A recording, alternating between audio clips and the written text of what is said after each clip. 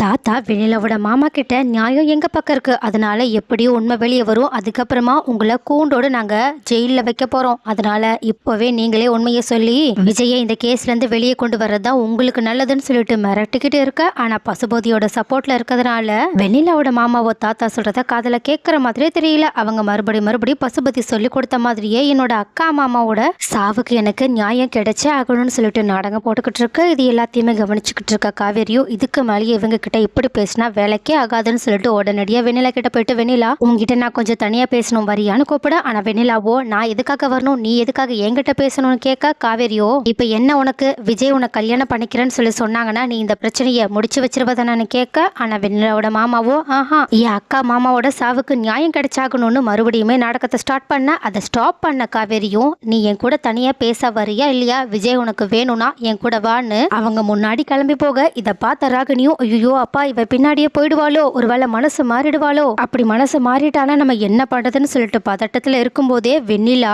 அவங்க நினைச்ச மாதிரியே உடனடியா விஜய்க்காக காவேரி பின்னாடி போக ஆரம்பிக்க. இதை பார்த்துட்டு ஷாக்ல ராகினி வெண்ணிலாவை கூப்பிட்டு ட்ரை பண்றாங்க. ஆனா வெண்ணிலா ராகினியோட பேச்ச கேட்காம அவங்க பாட்டுக்கு காவேரி பின்னாடியே போக, காவேரி ஒரு தனியான ரூம்க்கு கூட்டிட்டு போயிட்டு நீ விஜய்க்காக தான் இது எல்லாத்தையுமே பண்ணிட்டு இருக்கன்றதை என்னால நல்லாவே புரிஞ்சுக்க முடியுது. ஏன்னா நீ விஜய அந்த அளவுக்கு காதலிக்கிற. ஆனா ஏன் உன்னால விஜய புரிஞ்சுக்கவே முடியலன்னு தெரியல. ஏன்னா விஜய் இதுக்கு முன்னாடி உன்னை எவ்வளவு காதலிச்சாங்க, அவரு உனக்காக என்னெல்லாம் பண்ணாங்க, அது எல்லாத்தையுமே நீ இப்ப மறந்துட்டு அவருக்கே இவ்வளவு பெரிய துரோகத்தை பண்ணிட்டு இருக்கே, இது கொஞ்சம் கூட நியாயமே கிடையாது. விஜய் இதை மட்டும் நீ பண்ணுவான்னு கொஞ்சம் கூட எதிர்பார்க்கவே இல்லை தெரியுமா. அதனாலதான் வெண்ணிலா இப்படி பண்ணுவான்னு நான் எதிர்பார்க்கவே இல்லைன்னு என்கிட்ட கூட ஃபீல் பண்ணி பேசிட்டு இருந்தாங்க. ஆனா நீ விஜய தப்பா நினைச்சுக்கிட்டு இருக்கியான்னு அவர் தெரிஞ்சுக்கணும்னு ஆசைப்படுறாங்க. அதனால நீ சொல்லு, நீ உண்மையாவே உன்னோட அப்பா அம்மாவோட சாவுக்கும் உன்னையும் கொல்ல முயற்சி பண்ணியிருக்காங்கன்ற விஷயத்துக்கும் விஜயை தான் பிளேம் பண்றியான்னு கேட்க. ஆனா வெண்ணிலாவோ காவேரி நினைச்ச மாதிரியே விஜய் அந்த மாதிரியான ஒரு விஷயத்தால கனவுல கூட நினைச்சு பார்க்க மாட்டாங்க. எனக்கு நல்லாவே தெரியும் விஜய் என்ன அந்த அளவுக்கு காதலிச்சாங்க, அவர்லாம் எனக்கு